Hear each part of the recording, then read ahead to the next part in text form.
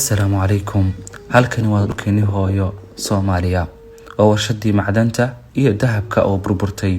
waa mijiyahan dhulkii Daymanka. waxaan noqonay dameerkii malabka siday. waxaan haysanaa dhulka adduunka ugu qaalisan uguna quruxda badan.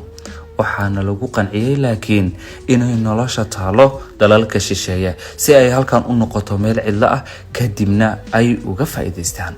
Soomaaliya halkani waa mid kamid ah qasanadaha adduunka ugu waaweyn ee macdanta. haddii si cadaalad loo maareeyo gaajada inaan ka baxno iska daayay ubadkiina markii uu dhasho ayaa akoon loo furi si xaqiisa loogu shubo. walaalayaal marnaba kuma talinayo in waqtigan adag aan ka faa'iideysan karno macdantan, bal marka hore beeraheena aan u soo laabano oo aan ku fakarno waxaan cuni lahayn inaan anagu gacmaheena ku beerano oo aan ka hortagno qasaarahan aan lugaha kula jirno.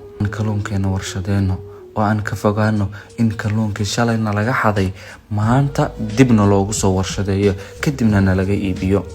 ha noqonina sacihi walaalaha ahaa oo midba maalin libaax cunay. walaalo ayaa tihiin, uliyadeer ayaa tihiin, ma kala maarano.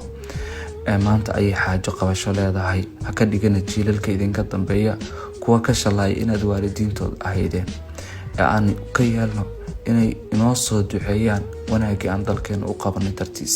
maanta aan bog cusub oo nolosha aan furno. awoodda dhabta ah waa midnimada ma ahan inaad adigu qabiil hebel ka dhalatay. haddii aad igu tiraahdid laandheera ayaan ahay, waxaan kuu sheegayaa inuu adduunka Soomaali kala aqoon kulligoodna loo arko laangaabyo wax matarayaal dad dulaysan. wadankeena mar kale aan ka dhigno mid awood leh. muuqaalkan walaal sii gaarsii Soomaalida kale si ay u ogaadaan qiimaha wadankooda.